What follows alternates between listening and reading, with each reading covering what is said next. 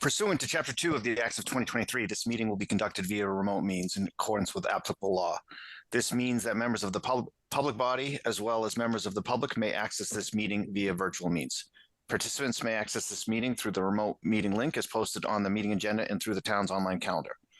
When required by law or allowed by the chair, persons wishing to provide public comment or otherwise participate in the meeting may do so by raising their hand or otherwise signaling their intent to speak. This meeting will be recorded. Please take care to mute your microphone unless you have been recognized by the chair. We will now confirm attendance of members. Please respond with present if you're on the call. Matthew Ronka. Present. Elise Mayalowski. Lucia Lopez. Present. Michael King. Present. Parker Happ. Present. Peter Mimo. Present. Amna Dewan. Present. Vikasath Prati. Present. And Rob Benson is here. And now staff, Aniri Patel. Present. And Lori St. John on? She's not on yet. Okay. All right. Let's just jump right into our agenda. We're going to start with the administrative items. The meeting minutes, as they are in the folder. Have you received any comments and updates, Aniri? Are they good? Are we ready to vote on them? Just minor amendment, and it's already done, and it's in the folder, so board can vote if it's all set. All right. Does anyone have any additional comments for the meeting minutes?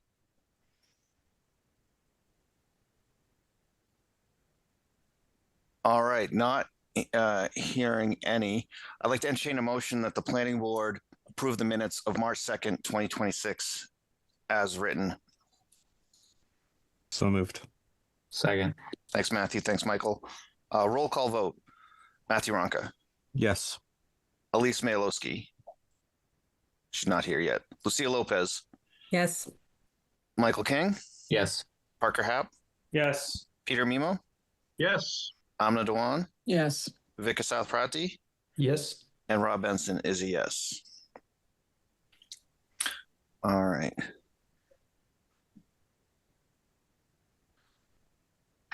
Going into our second agenda, item 1.2. So we recently talked about Osceola Drive, and at the end of 2025, I think it spanned more than one meeting, but we talked about Osceola Drive and the history of Osceola Drive.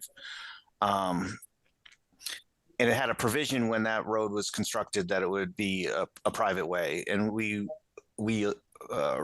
voted to remove that clause in that approval, and now it's before us of whether we should accept it as a public street. Aniri, do you want to give us any additional background, or is there any additional background to give? Sure. So first, Parker Happ cannot discuss this topic. Can you hear me? Okay. So, okay, thank you. Parker Happ cannot discuss or take a part in this topic as he's a citizen petition for this street acceptance.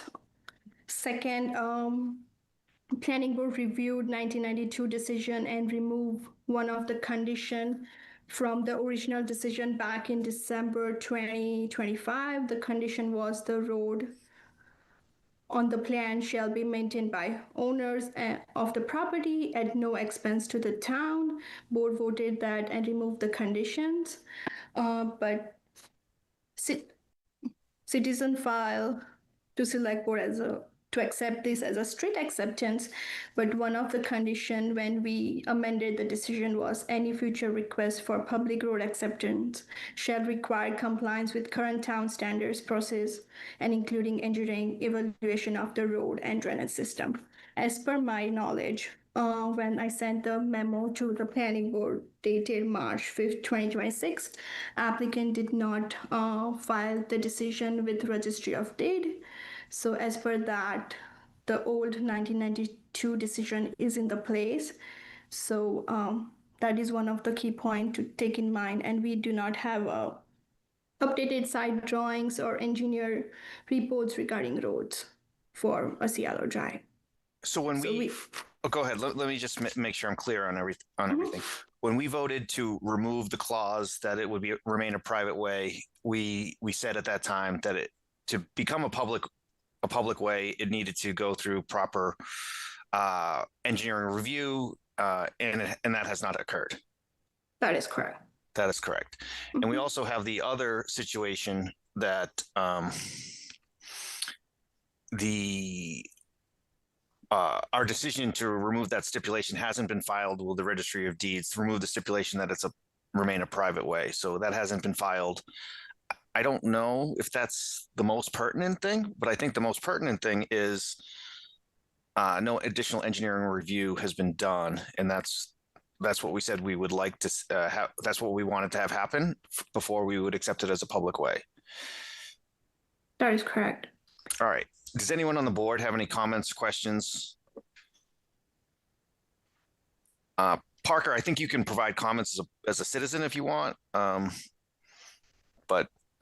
anyone? Through the chair. Go ahead, Parker.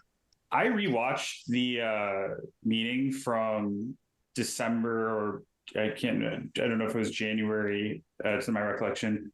I couldn't find record of us amending the subdivision to have the additional condition that any future request for public road acceptance would require compliance with current town standards. Maybe I had listened to it. I couldn't find that, and was just a little concerned, going back and seeing this, and I couldn't find record of ever receiving this document despite being CC'd on it.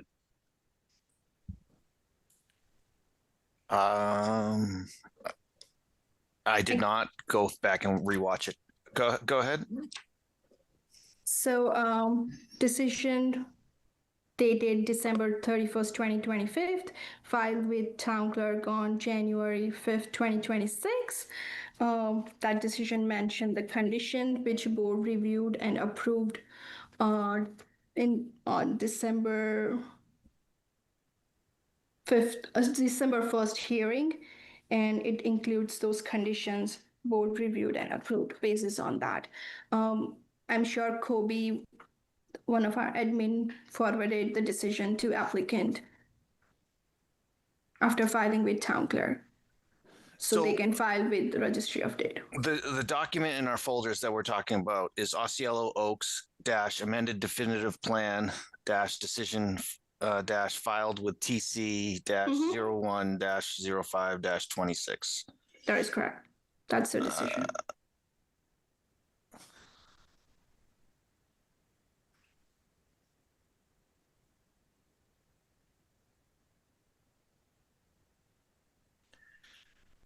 So at the end, subject to the following conditions, approval of this amended definitive subdivision plan shall not be construed as acceptance of Osceola Drive as a public way. The town of Hopkins shall have no responsibility to maintain, repair, or plow Osceola Drive unless and until the road is formally accepted by town meeting. Any future request for public road acceptance shall require compliance with current town standards and procedures, including engineering evaluation of the roadway and drainage system. So that's the language in the decision. I didn't rewatch the video, but go ahead, Matthew. It matches what is under 410 on page 23 of the memo from that meeting, just for reference as well. Bullet 3 is any future request of public road acceptance shall require compliance with current town standards and procedures. Thanks, Matthew. I think that's a great call out. Thank you.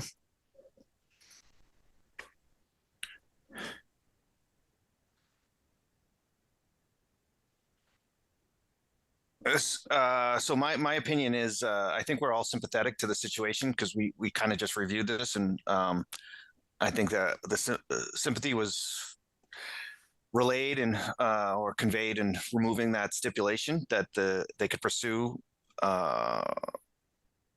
that the street becoming a town way, a public way. But I don't, unless people disagree, I don't think we're ready to endorse or move this forward to say we should do that at this time. Briefly, through the chair. Sure, Peter, go ahead. Do we have any insight as to why this engineering analysis hasn't occurred yet? I would guess there's several people that live on the street. It's not a free activity, so that would be like I think it's just an expense. And my guess is, Parker, I don't know if you have any inside information, but my guess would be maybe unaware it's required. Maybe they're not sure who's going to pay for it. Yeah, I couldn't speculate. And just to correct the record too, I'm not the citizen petition on this, as Aneri had mentioned earlier on. It was submitted by Paula Osceola. Yeah. Do we have any members of the public here who are from Osceola Way who could give insight into that question?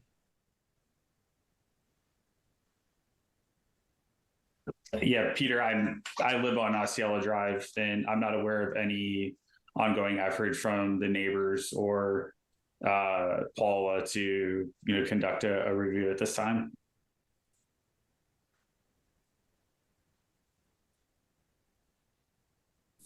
Matt, could you just be sure and clarify which document you were referring to earlier? I just wasn't able to find that. I think he was referring to the meeting memo for that the date we voted on it. Matthew, do you have any? Yeah, the meeting memo for the meeting that Aneri mentioned, December 1st. It's on page 23.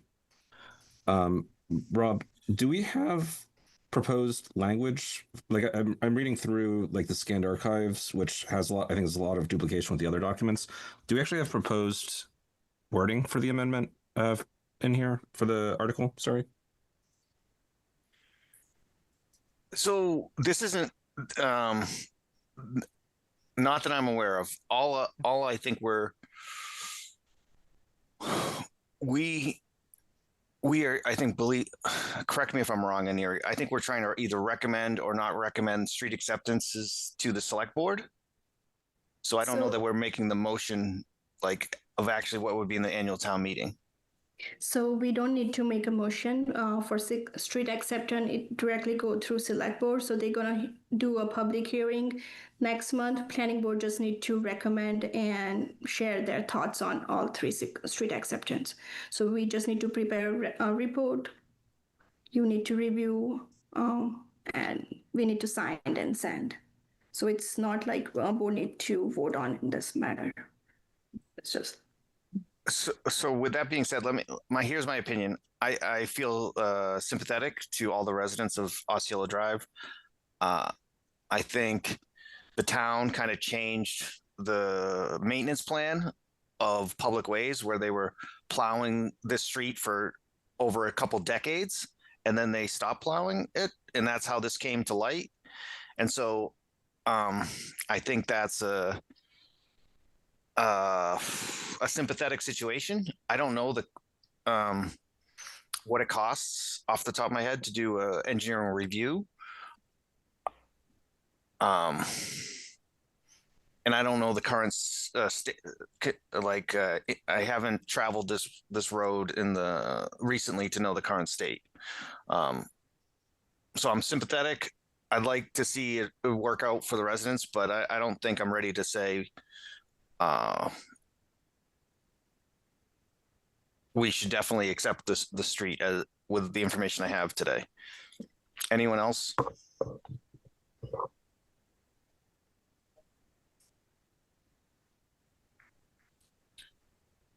Aneri, what do you want from us in more than that? So after tonight's meeting, I will prepare 3 reports so we can send to select board on behalf of planning board. You can review those, and if we are okay. So tonight is just like we're gonna discuss, and if everybody agree to the notes, I can prepare the report and send it to select board. Like I honestly don't know if we have. I don't recall other situations similar to this. Like part of our street acceptance is normally a new project, a new street being put in, and it's kind of the standard, just part of the cost of doing business of putting it and building a neighborhood by the developer. this is unusual. So I don't know if there's been situations where the town has borne or basically taken on this cost of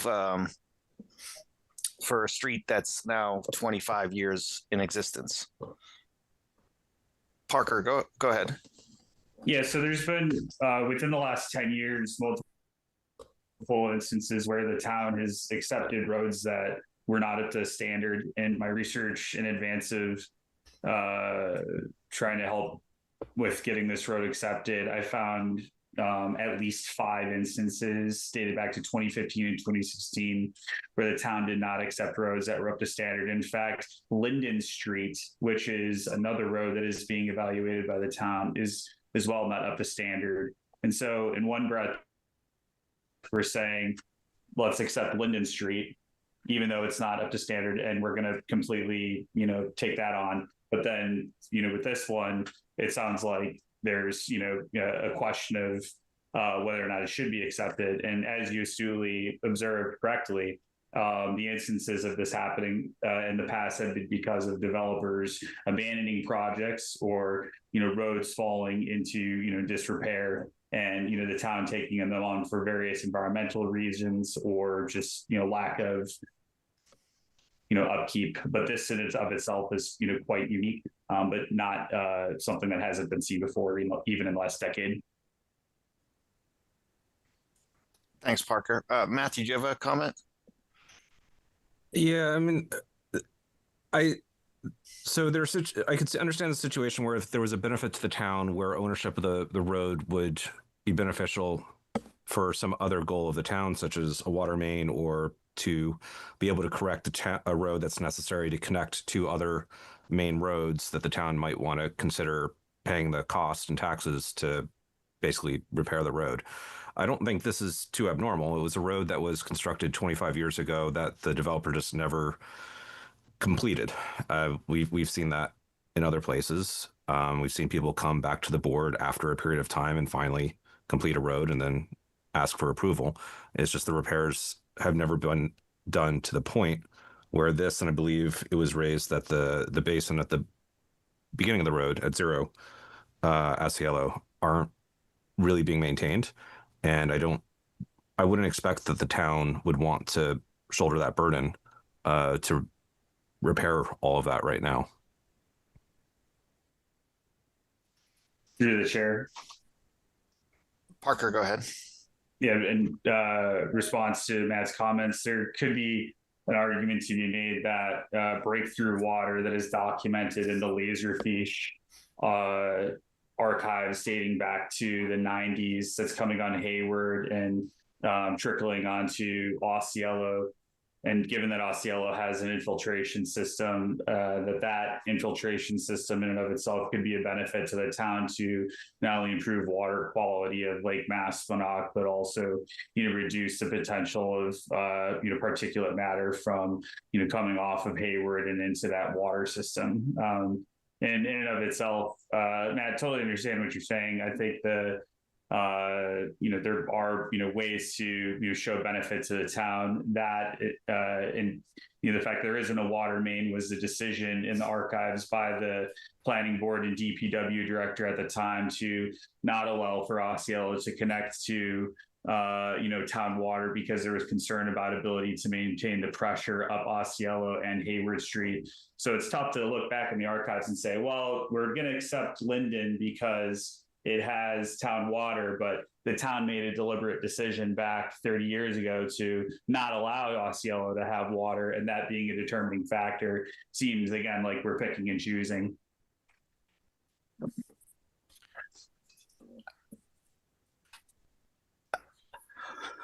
So Lucia, go ahead.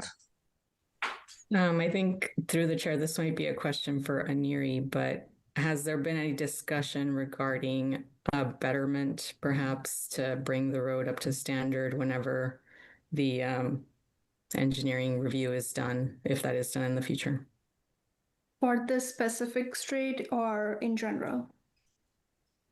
Well, I mean, specifically for this, since we're talking about it, but in listening to one of the early meetings, I remember the board basically coming to the conclusion that in the future, Fitch and Myrtle, I believe, the new roads off Blueberry, might be coming back to the town, even though they have an HOA, to ask that the town take on the responsibility of the road and their stormwater system. And I think the idea was this might be decades down the line. So is this something that's been done in the past where the residents basically pay to bring the road up if the developer didn't do that, so that it could be something that would be an option going forward? Honestly, I'm not sure because this is like after 3 years or something, we are getting street acceptance again on the old like subdivision like this. So I'm not able to answer that like what it used to be in the past and how planning board or the town operated and issued the street acceptance matter. We have Carrie on the call from DPW if she wants to point out something regarding street acceptance on engineering side, but usually for new subdivision or subdivision like this, even Cielo Drive, one of the conditions says that they need to bring that up to the code so town can vote during annual town meeting and accept that as a public road. If it's up to the select board and if, during the annual town meeting, if still town decide that they want to accept that street, then it's up to the town to work and pay for it. But as for the planning board condition, it was applicant's responsibility to bring that up to the code. Usually for new subdivision, we make sure that, just like Whisper Way, which we're going to discuss, before we release the bond and they go for street acceptance, they need to make sure that it's up to the current town standards for street.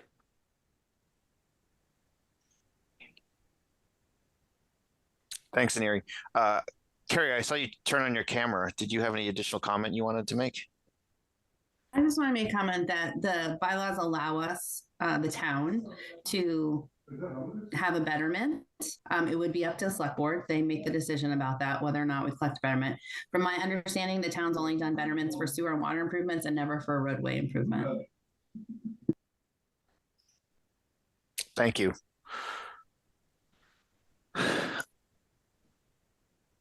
Does anyone else on the board have any additional comments?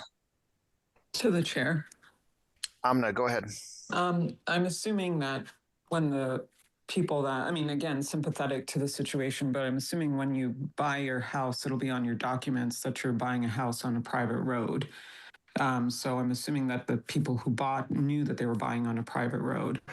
And I think if it needs to come up to snuff, I don't know who pays for it and how they pay for it, but once it gets built up to whatever levels it needs to meet or whatever metric it needs to meet, sorry, my dog's barking, then it becomes a public way and the town can maintain it for however long they have to maintain it. But until then, it's a private road.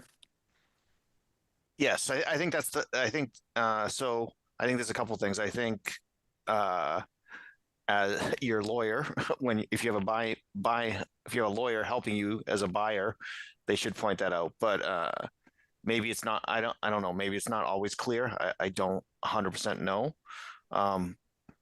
The thing the challenge is in this situation, the residents.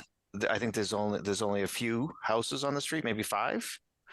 They would need to pay for the engineering evaluation and then pay for the betterment, and it's. And that's kind of the challenge. I think that's the challenge. Parker, go ahead.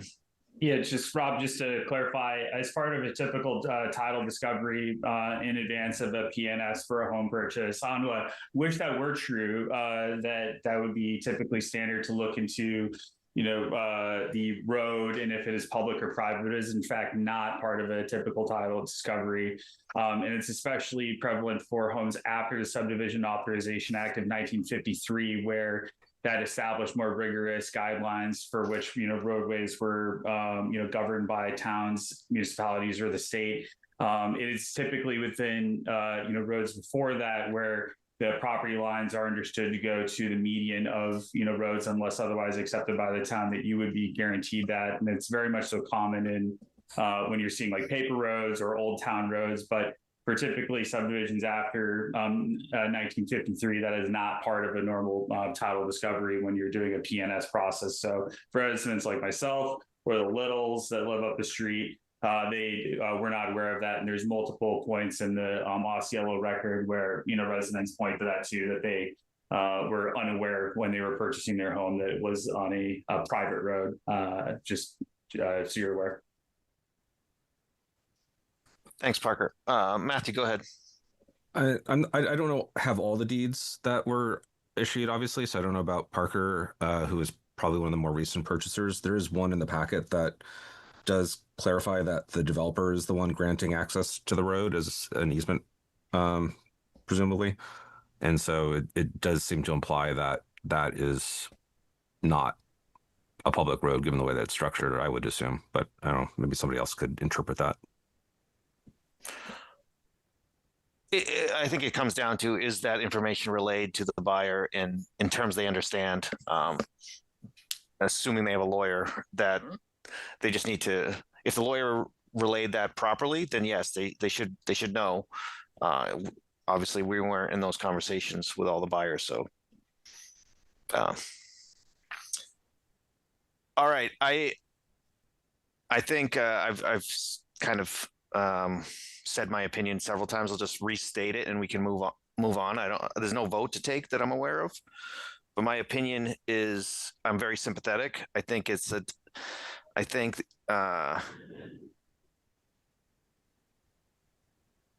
don't think as a planning board we can recommend the town accept the street, but I think morally, I think the town should take care of the street. Because they have been for 20 plus years, and all of a sudden they are not. So that's my take on the current situation. Anyone else have any last comments, or we're going to move on to item 1.3? Matthew, go ahead. Is that last comment going to be part of Aneri's report, or is I sort of disagree with the end of that, but if it's not going to be relevant to the report, then I'm not going to waste time. I mean, there sounded like there was risks to the DPW machinery, et cetera, given the maintenance of the road. And it goes back to, I don't think that the town should be putting itself at risk, either legally or based on the fitness of the road to damage its equipment.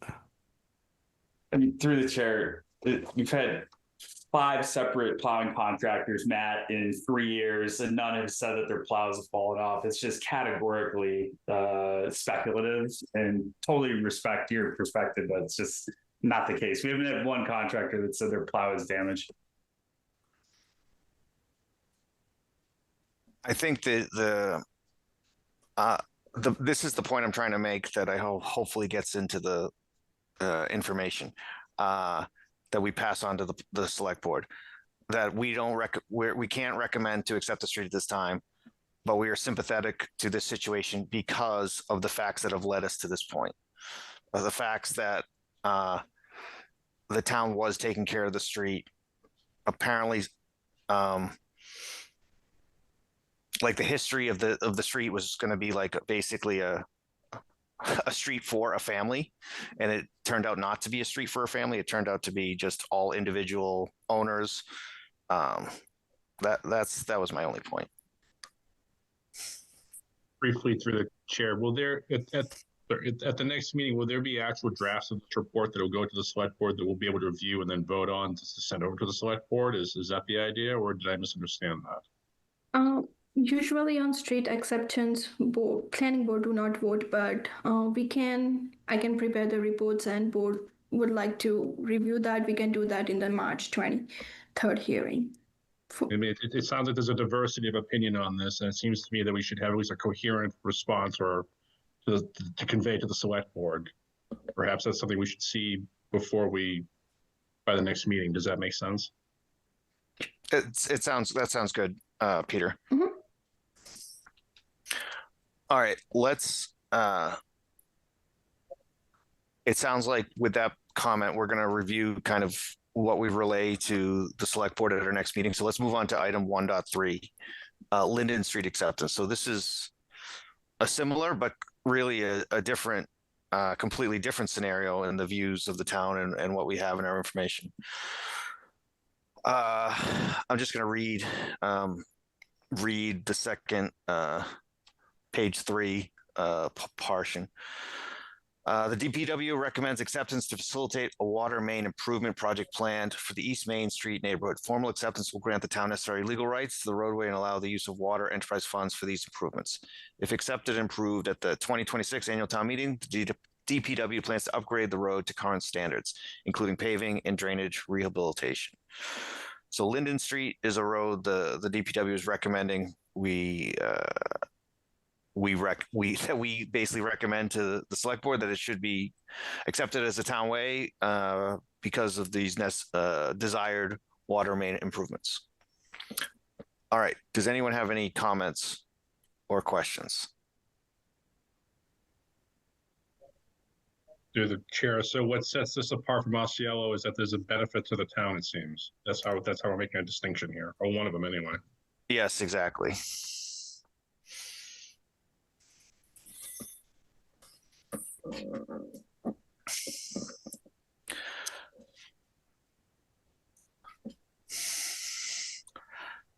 All right.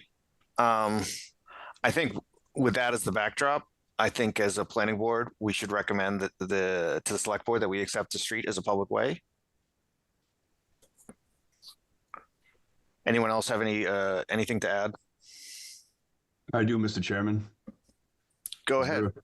Just state I'm your name fine. and address. My name's Kevin O'Leary, and I represent the owners of 11 Curtis Road, which is a corner lot on Linden Street and Curtis Road.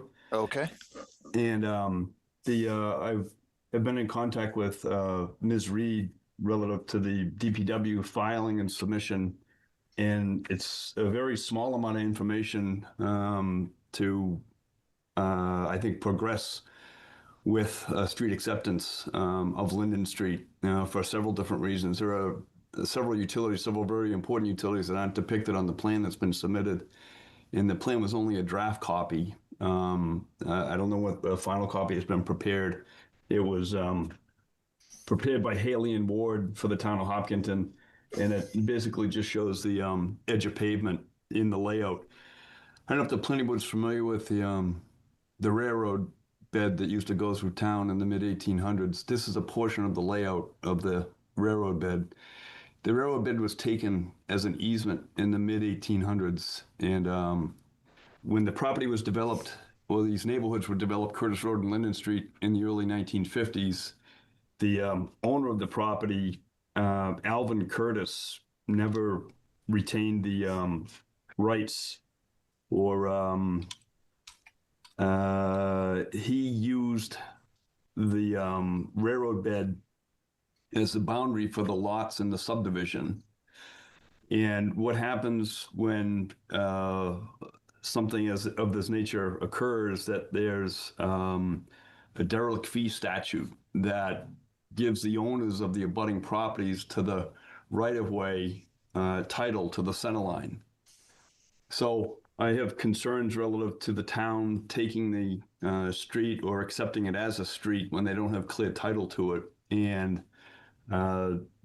the other concerns that are related to it, such as utilities. In other words, it's only been the water main focus to put a new water main down Linden Street. I think the existing water main is 2-inch, and I'm all in favor of upgrading the infrastructure in the roadway. But I question the method the town is using to accept the road. And the only notice that we've got was a letter by DPW. I would think that that the town should properly make an offer to purchase the pieces of property that they want to accept instead of just taking them. One of the biggest concerns on Linden Street and Curtis Road is lack of infrastructure or upgraded infrastructure. There's a drain pipe, there's several drain pipes in Curtis Road and Linden Street, but none of them show on the plan that was provided by DPW. And those drain pipes will be crossed as part of the construction process to put a water main in the street. I think that the I think maybe the priorities of the DPW are a little misaligned, and they should either do them in tandem or do the drainage before the water main.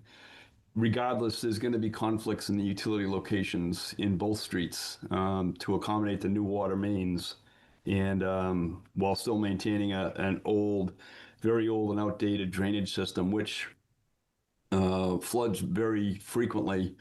And the town down the end of Linden Street on the easterly end, which is more or less the low point, that's where things drain to. They don't have an easement across private property to maintain a drainage easement, and the drain pipe is all silted in above the crown of the pipe as it crosses Linden Street.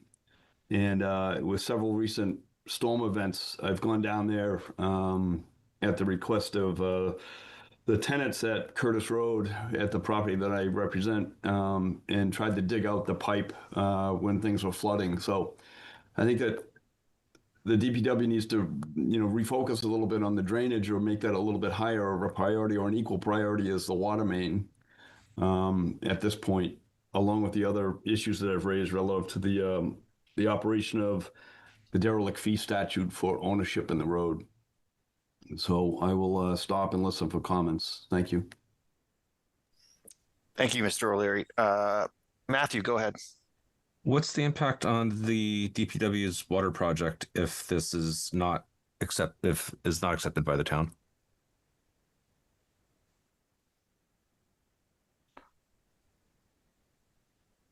I'm sorry, are you asking me? No. Okay. Carrie, did you hear the question? Yes, through the chair, essentially we would remove this section, Linden Street, from the water project. It's a private water main as it is now. And there have been some leaks and stuff like that. So if it's not accepted, then we would probably rely on the private property owners to update it if they need it to. So, thank you, Carrie. All of that background that was provided, I'm not exactly sure what to do with it. For us, the ultimate decision to accept the road or not accept the road relies with the select board. From my opinion, our town staff is recommending we accept the road. Any of the legal questions of who owns the property to the road itself is not really my I can't negotiate that here in our planning board meeting, or determine it. I'm not going to legally be able to determine who has legal rights. It's going to be lawyers that are going to do that. So that's my opinion. Is I'm going to follow the recommendations of our town staff in this area. Anyone else on the board have any thoughts, comments? Matthew, go ahead. I wonder if there's anybody else from the street or the nearby streets that are at this meeting and have an opinion on it.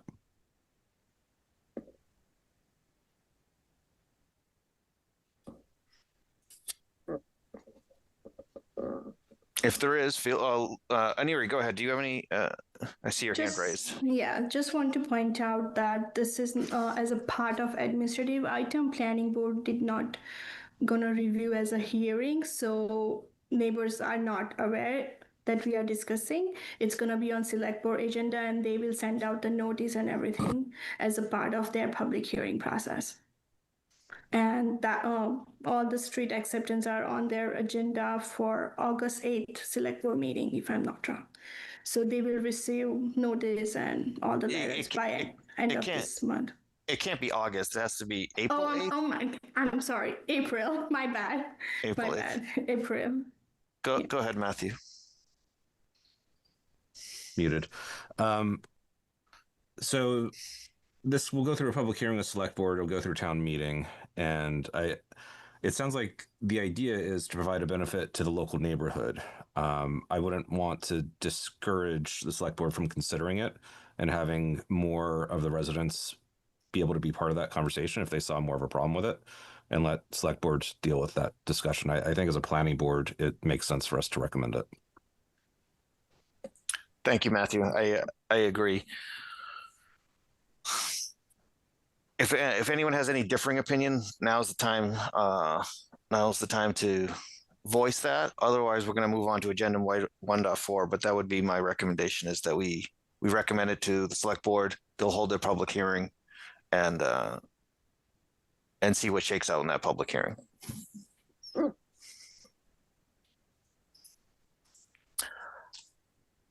All right, seeing no hands raised, moving on to item 1.4, Whisper Way. So this Aneri in the write-up is recommending we add this to our agenda item for next week, and so we can avoid the conversation for tonight. So I'm all in favor of that. If everybody else is, we're waiting for the peer review engineer beta to finish their review. Makes sense. All right, let's do that. Let's continue that to our next meeting, Neri. Mhm. All right. We ready to move on to agenda item 2. So 75 South Street. So I watched, I wasn't able to attend the meeting last week, but I watched the meeting this morning, and there was site walk on Saturday, minor site plan review, all the different things.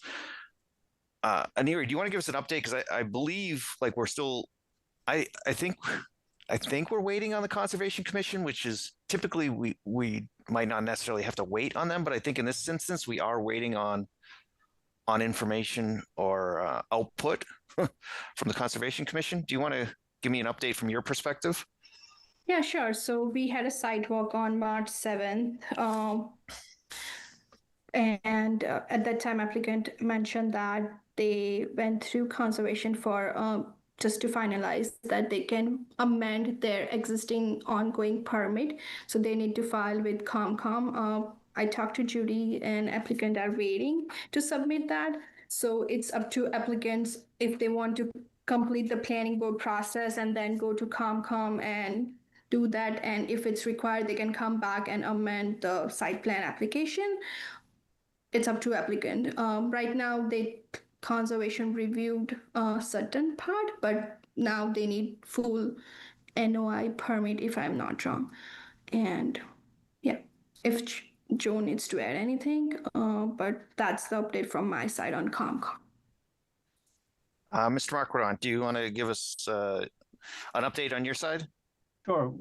As Aneri mentioned a moment ago, we took advantage of that snowed out meeting to meet with the Conservation Commission the next night and come up with a pathway forward, how to amend the existing paperwork and allow these tracks to run parallel. So we can discuss issues with you at the same time as the Conservation Commission. The site walk, I thought, went well. Everyone was able to grasp what we're trying to accomplish. I think the only reason here tonight is something that Matthew in your place last week mentioned something about should the board debate peer review for the project, seeing that it was a minor site plan. So that's really kind of what I'm after tonight, is if we're going to start something with the Conservation Commission, would kind of want to clue them in on the timeframes. You folks put this out to bid. We come up with 3 candidates. We forward the money. They start their review. We're a month out from a discussion about the topics. So if we're going to be in that process of choosing a peer review, I'd like to let the Conservation Commission know what they can expect. So right now, this project follows under the rules to allow it to be a minor site plan. And the meeting last week, it sounded like, I know at least I thought it was Michael that thought that would be fine, but I don't know if there was a lot of other people that joined in that conversation. I think from my point of view, it's all up to the rules of like, does it adhere to the rules of a minor site plan? That's how that's my perspective, but anyone else have any comment?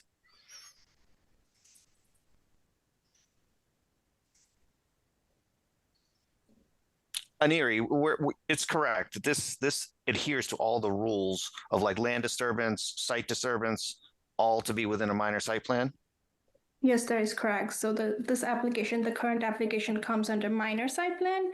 They are not triggering any major, so it's not necessary to go through peer review process, but it's up to the board if they want to work on the matter.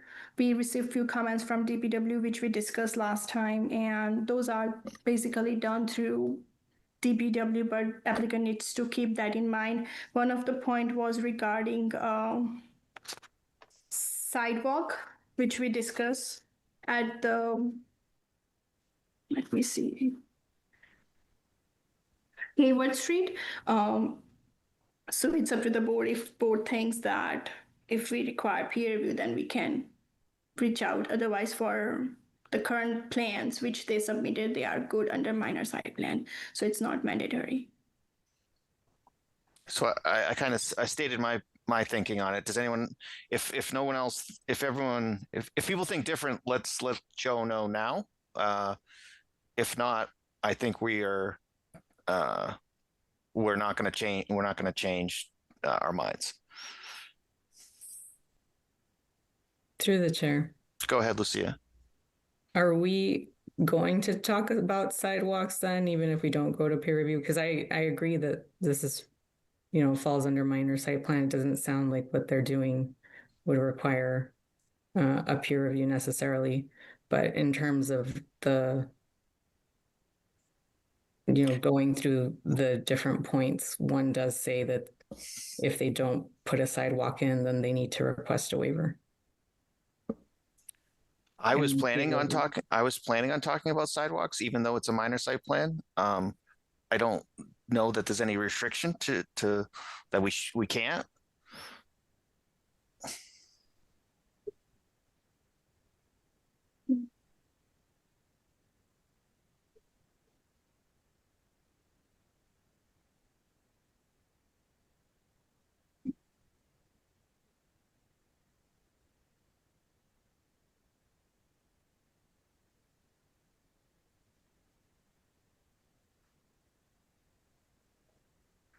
All right, Matthew, go ahead. Since there's just silence, I was going to say we usually rely on the peer reviews to make sure that things are in compliant. In this case, other than the open question about the waiver or sidewalk or that discussion, right? I think we were kind of in agreement that this looked simple enough that it wasn't going to require a dedicated peer review. Kind of trusting town professionals to say if anything looks too complex, but I think that was the consensus of the board, was that we didn't need a peer review, but we need to actually pay attention to the details then, like Lucia said. Yep, that's what I agree with. And what I gathered from watching last week's meeting. Joe, is that are you good with that? Like we're good with, from what I'm hearing, we're good with it being a minor site plan review, not requiring peer review. We do want to discuss sidewalks. We can even discuss sidewalks now. If Lucy, if you had any comments ready or thinking to maybe give Joe that information now would be better. So if I can interject, so Joe had mentioned that he was talking with DPW about that and they had some ideas. So I wonder if it makes sense to hear from the applicant before the board. Great. We are just in the beginning stages of gathering data on all those action items.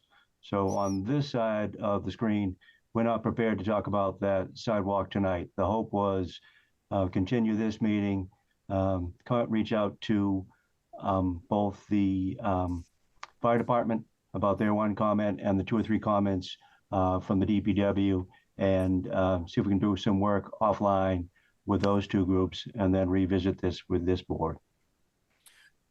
Joe, I had one question, and because you do an extensive amount of surveying around town, you may know the history. Was Hayward Street at one point, this section of Hayward Street, connected to Lumber Street before 495 was put in? Yes, once 495 came, that section was abandoned or destroyed or what have you. But yeah, it used to cut across. Long-winded answer. Yes, used to cut across, and 495 took that away. Yes, because I have this future vision that so when 495 was put in, it really made it more difficult for people to go by foot or by bicycle to Lake Maspinock, and I guess a hope of mine or dream would be that there'd be some connectivity via a pedestrian bridge over 495 sometime in the future to give connectivity to the rest of the town, to Hayward, more readily available. Like right now, it's hard without a car to get to Lake Maspinock. As a kid, we used to take Hayward Street, go there to take swimming lessons down at Sandy Beach. So they existed in the 60s until construction reached Hopkinton. So. Yep. Matthew, go ahead. Since we're on the topic and of South Street, I was just at Price Chopper and there were two 10-year-olds riding their bikes down to Price Chopper. So the concept of safe navigation on South Street and sidewalks and bike lanes does seem apropos here. Yeah, the Lake Maspinock's a valuable is a nice resource within the town, and making it more readily accessible by foot traffic and bike traffic is it's been a goal of mine for a long time. All right, if there's no more comments, I'm going to continue this. Do you want to continue to our next meeting, Joe? Yeah, I think if you're meeting in a couple of weeks, that should be plenty of time. Yep. Aniri, is our schedule available for them to be on our agenda for the 23rd? Yes. All right. But I just want to point out one thing. Joe, are you waiting for COMCOM hearing? Because my discussion with Judy, you're not going to be on March 24th COMCOM meeting as of now. So do you want March 23rd or you want to continue to April 6th planning board? Because even if we continue to April 6th, it's going to be the same because COMCOM meet next day to planning board. My big fear was several months lag, that if we picked up the filing with the Conservation Commission, it would not be until sometime in June. So we wouldn't meet till July. So we would make progress with this board and then have to table it or come back and make changes to it. I'm not concerned about a couple of weeks. I was more concerned about 5-6 months delay. And that's what that meeting with the Conservation Commission wiped out, the ability to run these schedules much more closely. So I guess that's it. If that's the case, do you feel the first April meeting would be more convenient? Mm-hmm. I have not spoken with Judy, so you're one leg up on me. So as per my discussion with her, you need to file with COMCOM by next week to be on April 7th COMCOM agenda because they need to advertise and everything. Mm-hmm. Sure. So if you want, you can do April 27 because even if you do April 26, you're not going to meet COMCOM. COMCOM meet next day. So their hearing going to be April 7th. Mm-hmm. So it's up to you if you want to discuss sidewalk and other stuff, you can ask for that. On April the 6th? Yeah. Yeah. That would probably be the most convenient, April 6th, and those two schedules get more closely aligned. Mm-hmm. So I think to continue a minor site plan, I don't need to continue the decision deadline in this case. Through the chair, it's March 26th, I believe. March 29th. Currently. Yep. Currently. We need to extend the deadline as well. Decision deadline. What decision deadline do you want, Aniri? Just a second.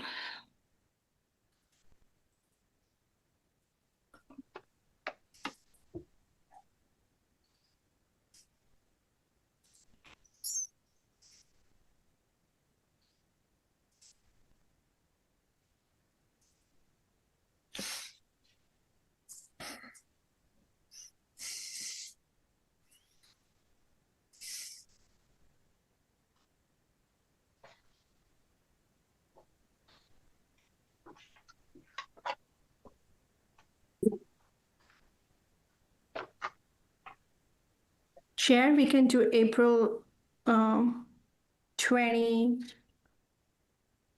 for the decision deadline if we are meeting on April 6th. Okay. I'd like to entertain I'd like to continue the public hearing. I'd like to entertain a motion to continue the public hearing for 75 South Street to April 6th and extend the decision deadline to April 20th. So moved. Second. Thanks, Matthew. Thanks, Michael. Roll call vote. Matthew Ronka? Yes. Is Elise on? No, she's not. And Chair, just to point out, we cannot vote on this. I cannot vote? No, Vic. Oh, Vic.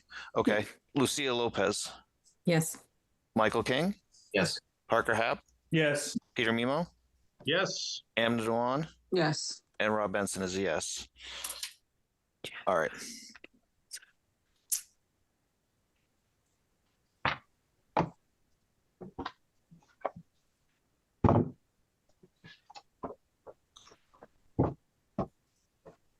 All right, we're moving on to agenda item 3. So these are articles for town meeting. First one is MBTA overlay district. Aniri, do you want to give us Through the chair, motion to open the new public hearing on zoning articles for annual town meeting.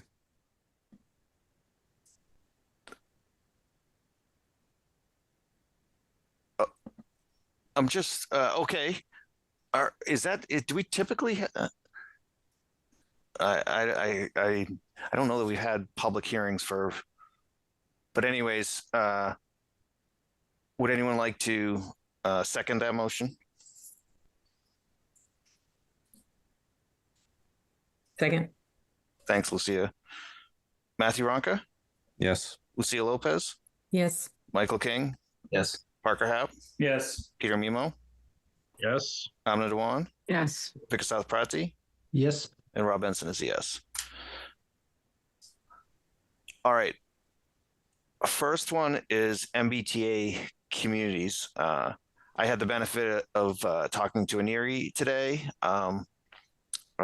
Aniri, would you like to give an update, or how would you like us to move forward with this? I think we're in a good place, but let's see what the conversation brings.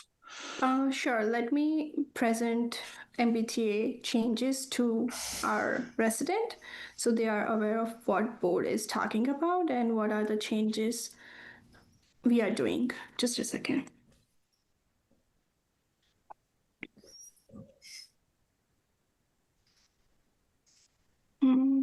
Oops.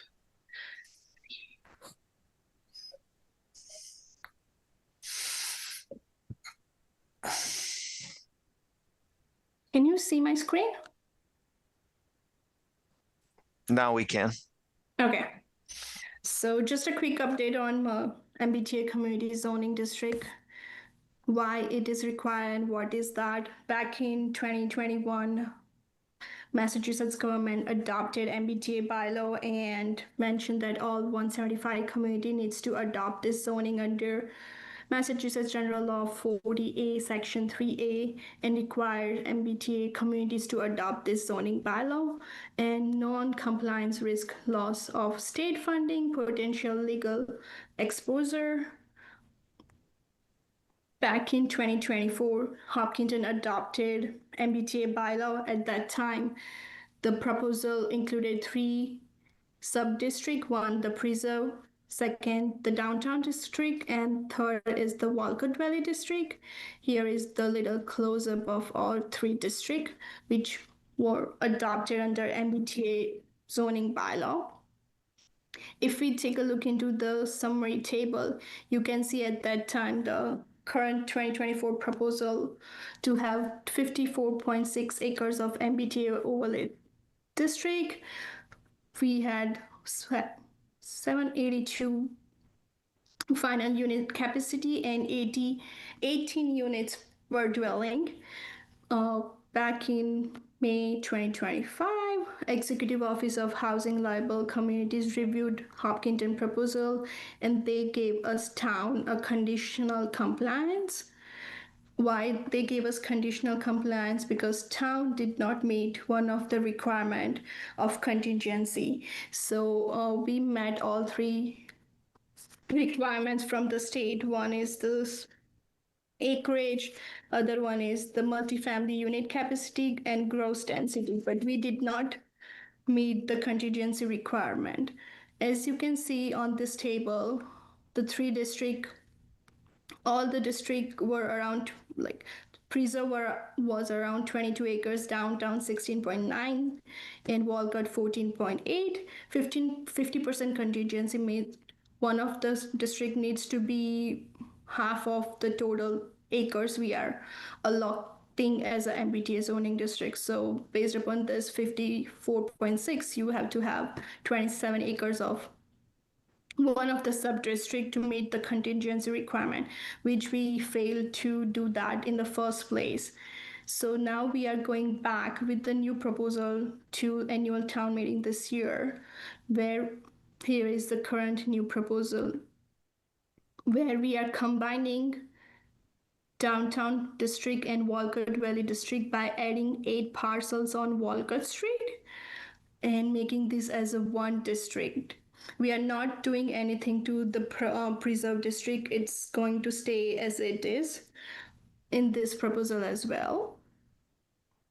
And by adding these parcels, we are meeting our all 4 state requirements: the land area, unit capacity, gross density, and the 50% contingency. So now we can see in the summary table, by adding those 8 parcels and making it as a one district, the acreage of downtown Walcott Valley is around 32 acres, which is meeting 50% contingency requirement. And in this new proposal, we're gonna have 775 units, gross density is around 17.7, and by adding this, we are meeting all the 4 housing states requirement for MBTA proposal. Here is the comparison table, so we get idea. 50 acres land required under MBTA zoning. What we approved back in 2024 was 54.6. We are pretty much same with our new proposal. Only the difference is like in number of units, and we are now meeting our 50% contingent area requirement. And if town approve this proposal, town staff going to work with EOHLC to complete all the requirement and finalize and comply with the state on this MBTA zoning. I'm happy to answer any questions. All right, thanks, Aneri. Mhm.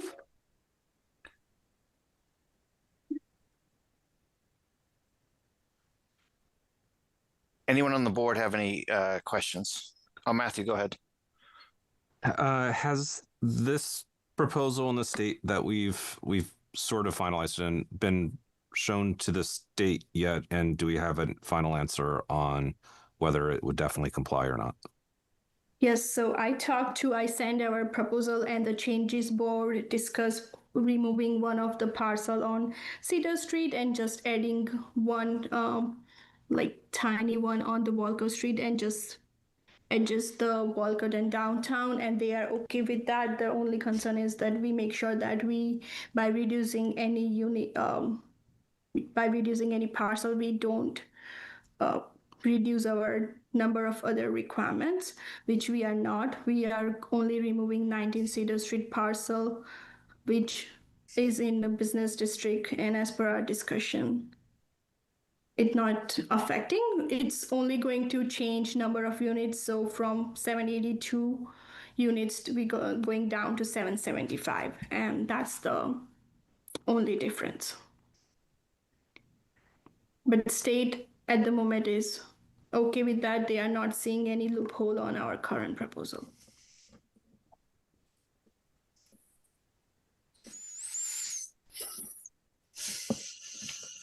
Anyone else from the board have any comments, questions?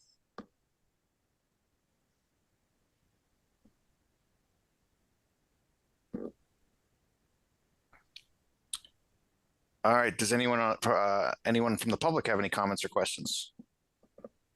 Yes, I do. Could you just state your name and address and go from there? Tom Smith, 22 Walcott Street. And is the proposal you're going to give to the town meeting, the present one, showing continuous connection from Walcott Valley up to the Main Street project? Yes. That's And that's what we're talking about right now, and that yeah, I think that's what we would, if everybody's in agreement tonight, I think that's what we'd like to do. I have a question. I was talking with Peter Carboni, and he didn't get it in his property in the overlay district. And my property is quite sizable, and it would have been a continuous if my property had been put in the overlay. So I'm thinking it wasn't put in there because it is developable. And What is your property? it's 2.6 acres right on Walcott Street at 22 Walcott Street. It's the big, it's not checkered. Okay. So we're trying to adhere to the rules set forth by the state, with also getting it passed at town meeting. And this is what we think is the best plan that will get approval at town meeting.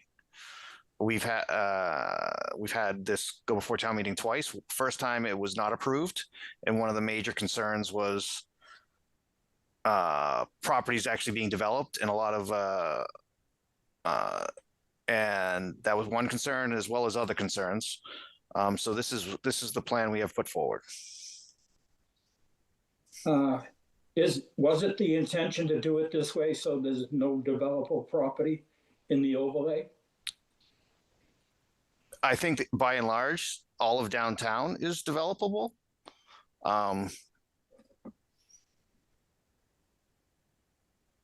Your property is not in the downtown business district as it is now. So we have intentionally tried not to include properties that are not in the downtown business district that didn't already have housing, is how I would put it. Well, you're continuing down Walcott Street for all those houses that are presently there. Yep. And they're built up, and they could tear them down and put units in each one of the spots, right? Newer units and theoretically.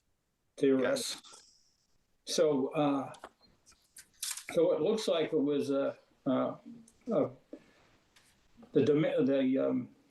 the overlays district is kind of disingenuous because you're not providing any developable land. I would think every town that has to require comply. Try to do that. No, I think every town has to do what's right for the people in town, and ultimately it's going to go to town meeting and get voted on. Yeah. And so we've had many hearings on this, and we're trying to continue to do what we think is right for the town that will get town meeting approval. That's interesting. One of the most obvious places that it should have gone is on Carboni's property because it's right next to the station down there. And he didn't get put in it either. He was upset about it, but I'm not so much upset because I don't want to see 37 units go on my property because I want to still live on part of it. But I just wanted to find out, is there a chance it's going to change before town meeting, or is this the final iteration of it? Well, I am hopeful this is our last planning board meeting to discuss it before we discuss it at our annual town meeting. Now, if the town turns it down again, do you have to go back and revisit all this? We would take any input received. If the town meeting votes not to accept it, we would take any commentary given at the town meeting and try to take that into consideration for any additional adjustments. But like our goal is to comply with state this law, and we can't do it by ourselves. We have to. The town meeting has to vote in support of it. Okay. I understand what you're doing anyways, but you're complying with the law, but the intent of the law was to provide housing, and you're not providing it, other than the new development on the corner of Cedar Street and Main Street. I don't think there's anything else proposed up there. This zoning bylaw is going to be in effect for generations. So I don't know what's going to happen over the next many decades. Yeah. All right, well, you've answered my questions, and if the town rejects it, I'm going to try to push to accept my land and the overlay. And I think it should have been in there all anyways, because it provides a continuous thing without going into the A and B block and putting houses that are already built in there. So Okay. I don't have any more questions. All right. Thank you. You're welcome. Anyone else have any comments or questions?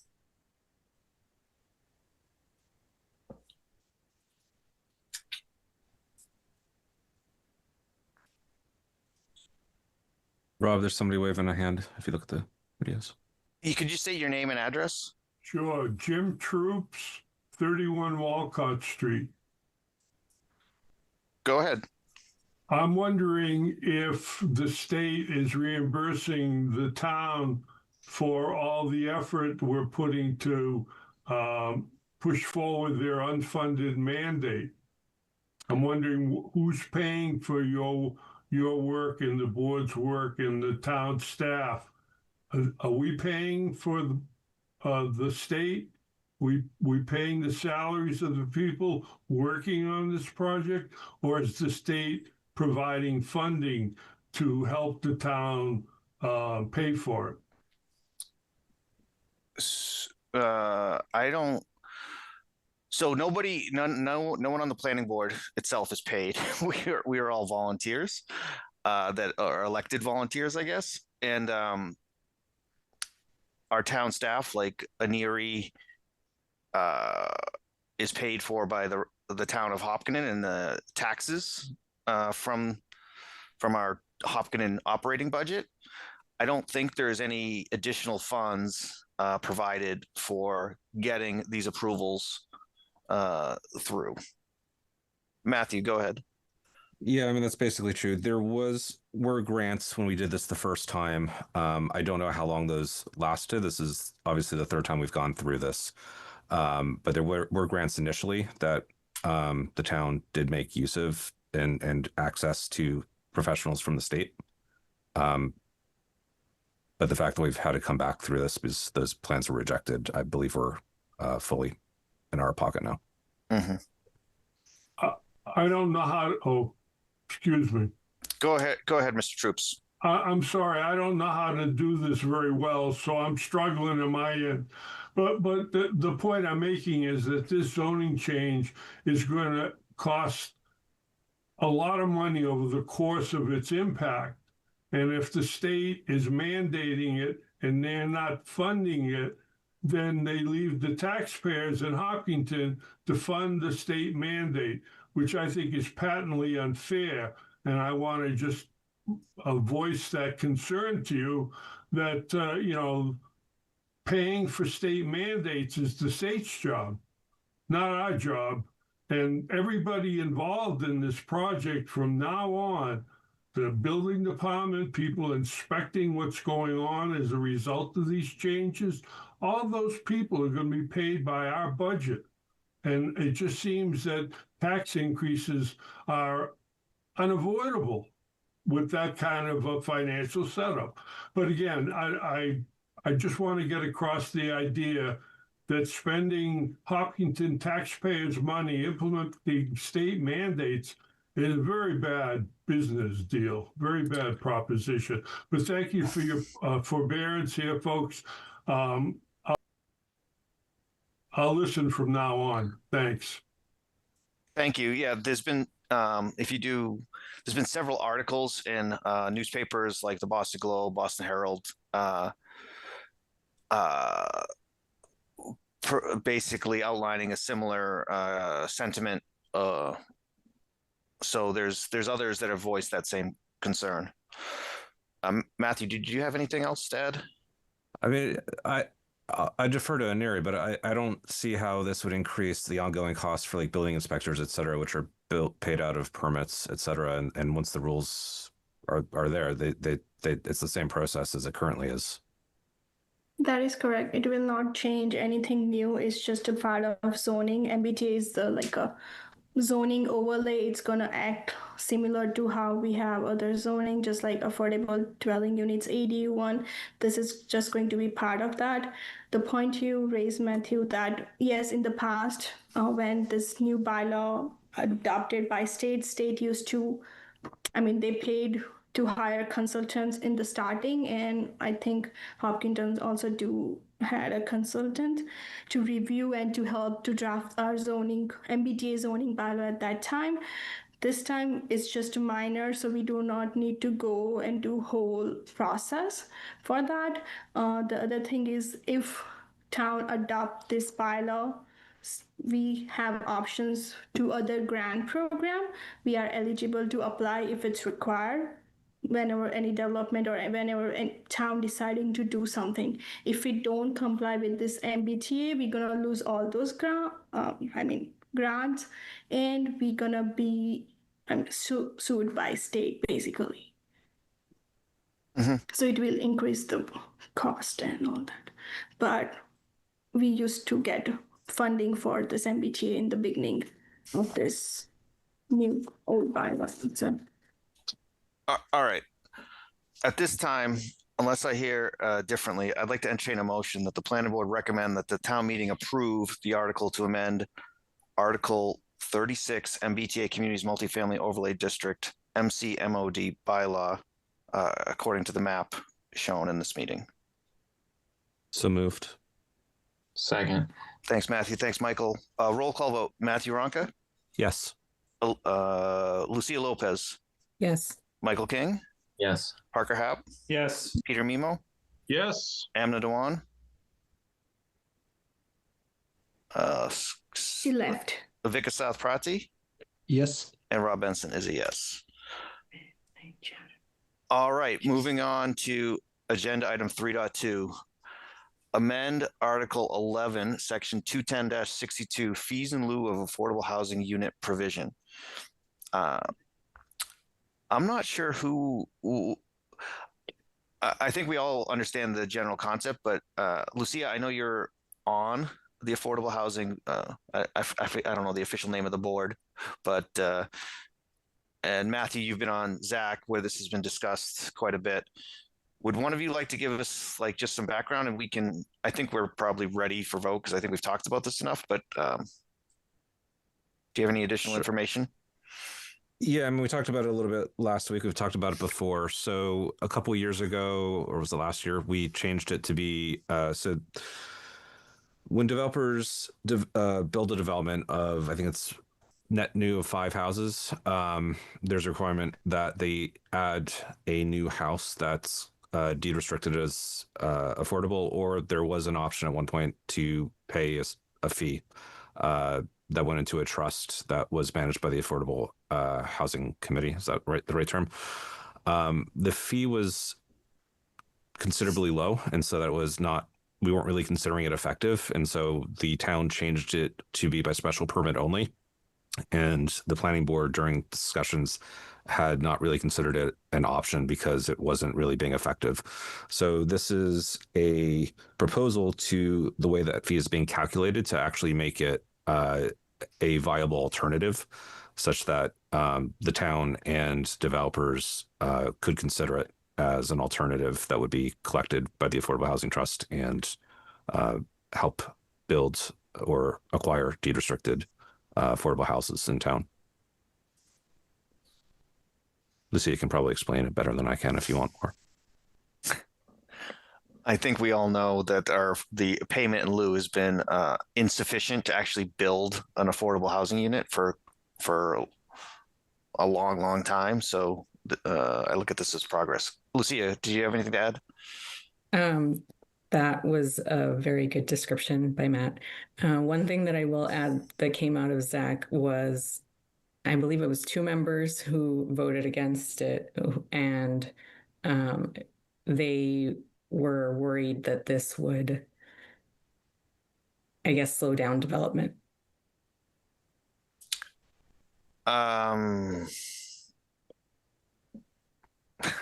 Okay. All right. Does anyone else have any additional comments or questions, or I'm ready to entertain a motion? Through the chair, Lori, go ahead. am I supposed to take from the previous one who made motions, Matthew and Lucia? Because this is another new hearing, or do we have to redo the new hearing with new votes?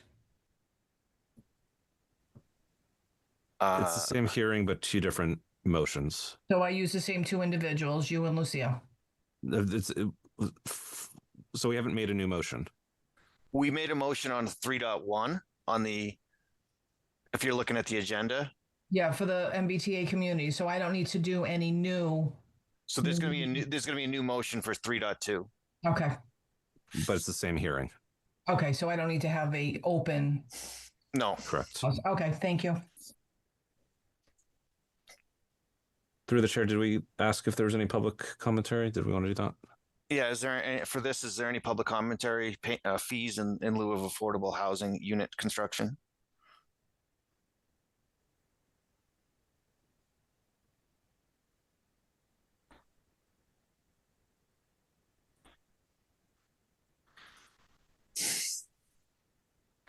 All right. I'd like to entertain a motion that the planning board recommend that the town meeting approve the article to amend Article 11, Section 210-62, fees in lieu of affordable housing unit provision. So moved. Second. Thanks, Matthew. Thanks, Peter. Roll call vote. Matthew Ronca. Yes. Lucia Lopez. Yes. Michael King. Yes. Parker Happ. Yes. Peter Mimo. Yes. Amna Dewan. She left. Vikasath Prati. Yes. And Rob Benson is a yes. All right. I'd like to entertain a motion to close the public hearing, public hearings for zoning articles for annual town meeting. Osceola. What's that? Parker, did you have a what? So Osceola wasn't part of the hearing. All right. Let me. I'm sorry, I was on mute. I was dictating voice memo to myself. Apologies. Okay, no problem. Let me just restate that. I'd like to entertain a motion to close the public hearings for the zoning articles for annual town meeting. So moved. Second. Thanks, Matthew. Thanks, Michael. Roll call vote. Matthew Ronca. Yes. Lucia Lopez. Yes. Michael King. Yes. Parker Happ. Yes. Peter Mimo. Yes. Amna Dewan. She's not here. Vikasath Prati. Yes. And Rob Benson is a yes. All right. That brings us to the end of our agenda. I'd like to entertain a motion to adjourn for this evening. So moved. So moved. Second. All right. Roll call vote. Matthew Ronca. Yes. Lucia Lopez. Yes. Michael King. Yes. Parker Happ. Yes. Peter Mimo. Yes. Amna Dewan. She's not here. Vikasath Prati. Yes. And Rob Benson is a yes. All right. Thanks, everybody. Thanks for making it to the end. Bye.